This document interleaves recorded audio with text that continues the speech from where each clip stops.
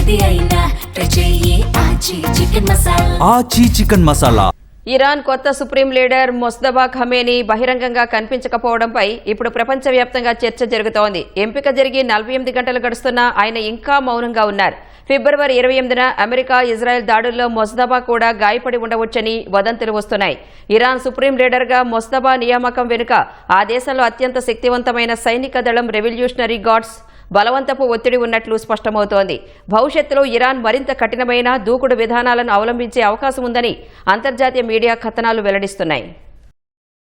వందలాది మంది ఇరానియన్లు మరణించిన ఈ యుద్ధ సమయంలో సుప్రీం లీడర్గా ఎన్నికై కూడా మొస్తఫా ఖమేనీ ఒక్క ప్రకటన కూడా చేయలేదు. ఫిబ్రవరి 28న ఆయన తండ్రి మృతికి కారణమైన అమెరికా ఇజ్రాయెల్ దాడుల్లో మొస్తఫా కూడా తీవ్రంగా గాయపడి ఉండొచ్చని ప్రచారం జరుగుతోంది. స్థానిక టీవీ యాంకర్ ఒకరు ఆయనను జాన్బాజ్ అంటే యుద్ధంలో గాయపడిన యోధుడు అని సంబోధించడం ఈ వదంతులకు బలం చేకూరుస్తుంది. భద్రతా కారణాలు, గాయాల వల్లే మొస్తఫా బయటకు రావడం లేదని భావిస్తున్నారు. అయితే మొస్తఫా ఖమేనీ గాయపడ్డారంటూ వస్తున్న వార్తలను ఇరాన్ అధ్యక్షుడు పెజెష్కియాన్ కుమారుడు యూనస్ పెజెష్కియాన్ కొట్టిపారేశారు. మొస్తఫా ఖమేనీ పూర్తి ఆరోగ్యంగా ఉన్నారని, ఆయనకు ఎలాంటి సమస్య లేదని సంబంధిత వర్గాలు ధృవీకరించినట్లు యూనస్ ఒక టెలిగ్రామ్ పోస్టులో వెల్లడించారు.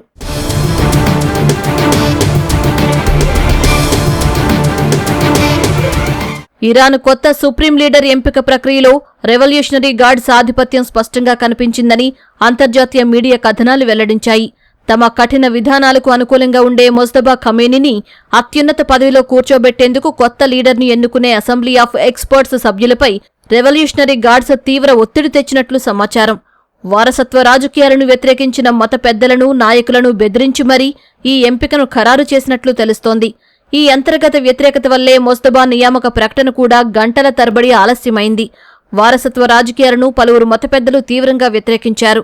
ప్రత్యామ్నాయ నాయకుడి కోసం గత వారం రోజులుగా తెరవెనుక ప్రయత్నాలు కూడా జరిగాయి. కానీ అమెరికాను ఎదిరించే నాయకుడు కావాలని, తక్షణ నిర్ణయం తీసుకోవాలని గార్డ్స్ హెచ్చరించడంతో గత్యంతరం లేని పరిస్థితుల్లోనే మొస్తఫాకు వారు మద్దతు తెలిపినట్లు సమాచారం. తాజా పరిణామాలతో ఇరాన్ క్రమంగా మతపరమైన ముసుగులో ఉన్న పూర్తిస్థాయి సైనిక రాజ్యంగా మారుతోందన్న ఆందోళనలు వ్యక్తమవుతున్నాయి.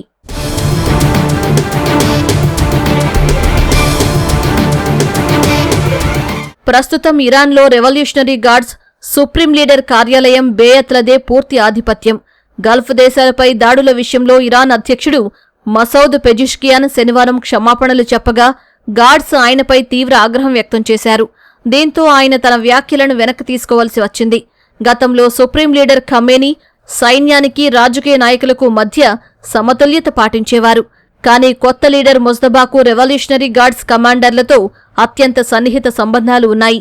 ఇరాన్పై పూర్తి నియంత్రణ సాధించిన రెవల్యూషనరీ గార్డ్స్ భవిష్యత్తులో విదేశీ వ్యవహారాల్లో మరింత కఠినంగా వ్యవహరించే అవకాశం ఉంది. అలాగే దేశీయంగా కూడా ప్రభుత్వ వ్యతిరేకతను వారు తీవ్రంగా అణచివేసే అవకాశం ఉందని విశ్లేషకులు భావిస్తున్నారు.